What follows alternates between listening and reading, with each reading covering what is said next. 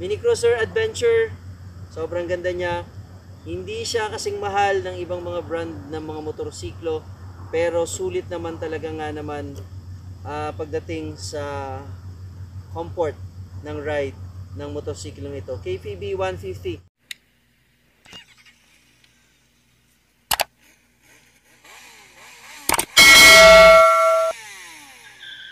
Hey, what's up ka-motor? Kumusta na po kayo? Magandang hapon, magandang araw sa ating lahat.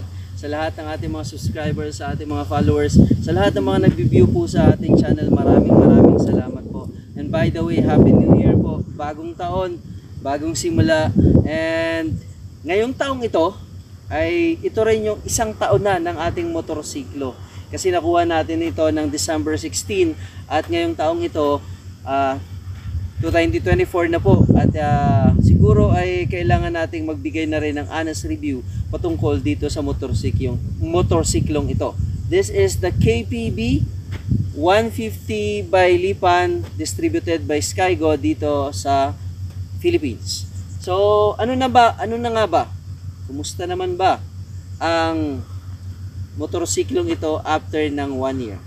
After na 1 year na nagsimula tayo sa mga review natin na may napapansin tayong hindi mga magagandang mga detalye ng motor nito na seemingly ay nabigyan naman ng linaw ng ating Skygo dito sa Palawan. At mga minor lang naman, hindi naman ito literally major o downgrade sa motorsiklo.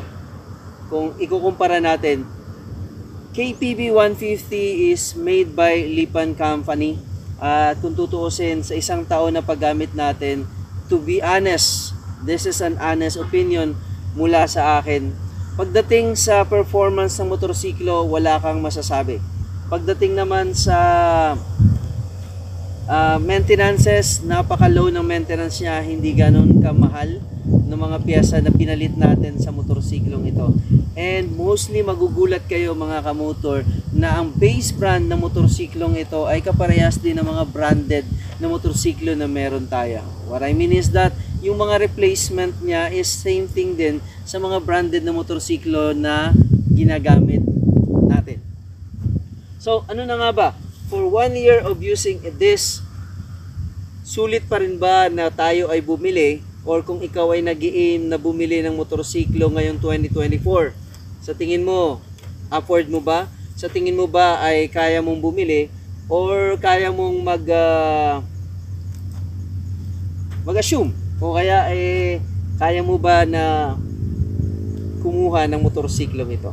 So, for 1 year, honest review mga kamotor, sasabihin ko sa inyo, para sa akin, sulit to sulit ang 104,000 mo kapag bibili ka ng cash nito. I've been using it for 1 year. Dumaan na po ito sa mga matitinding mga road condition dito sa Palawan. Sabi ng iba, sir, parang ang dumi naman ng motor mo. Eh sir, pasensya na po. Dito po sa atin, as you can see this one here, ganito po ang mga minsan na pinupuntahan nating mga adventure kapag gusto nating mamasyal. Mostly yung mga road naman natin simentado, pero kapag ikaw ay pupunta sa mga magagandang lugar dito sa Palawan, eh talagang matcha-challenge ka rin talaga. And to be honest, this motorcycle, itong motorsiklong ito, talagang nga namang pinabilib tayo. Talagang bilib na bilib ako sa performance sa motorsiklong ito. Yung quality, comforts, sasabihin na natin, for long ride, sobrang comfy niya. Sobrang hindi nakakapagod, to be honest. Riding this motorcycle for 300 kilometers one day, and then balikan 600 kilometers. Sobrang comfort niya, especially itong upuan niya. Sobrang napaka-relax. At the same time, napaka-relax kasi yung paa mo, kapag uupo ka rito, naka ano siya. So, subukan natin. Pakita natin sa inyo. Sa akin, sulit ang presyo ng binayaran ko dahil as you can see, napakaganda ng comfort niya. Tapos yung angkas ko mismo, may space. Sobrang ganda ng space niya. Tapos siyempre nilagyan natin ng top box para yung relax. Pag halimbawang napapagod tayo, sinesenter stand natin siya and we can do this para makapagpahinga makapag-take nap kahit pa paano, makapag-relax. Comfort na comfort. Mini Cruiser Adventure, sobrang ganda niya.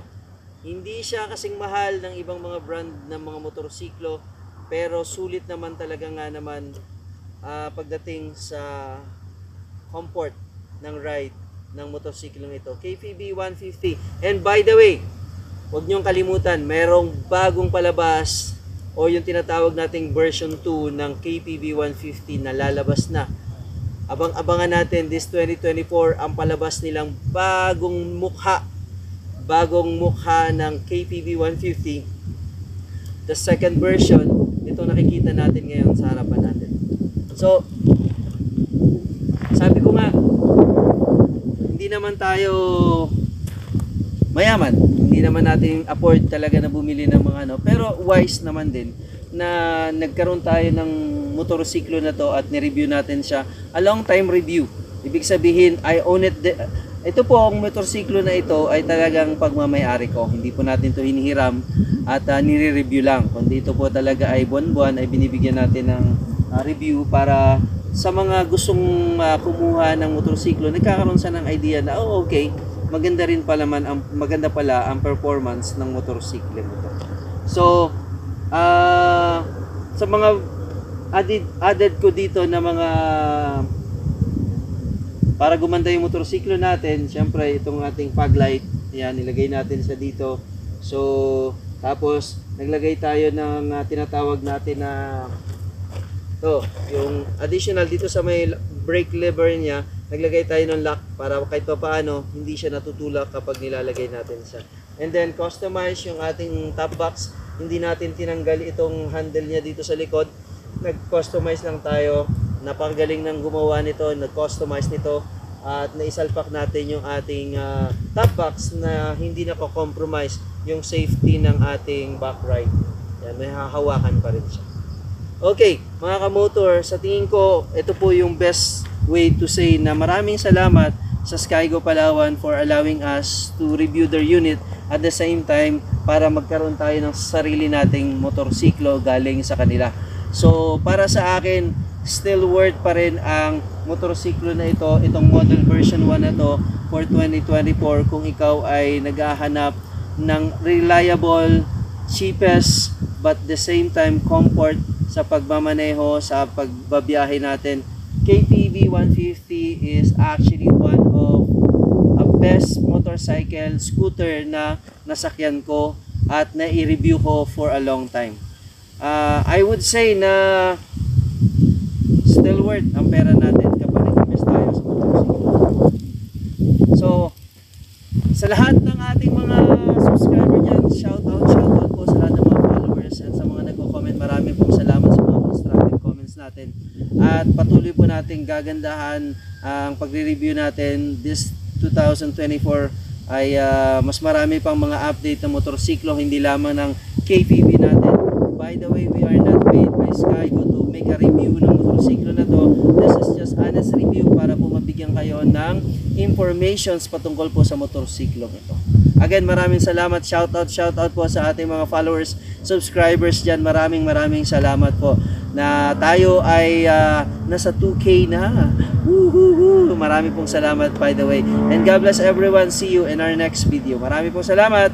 Bye-bye!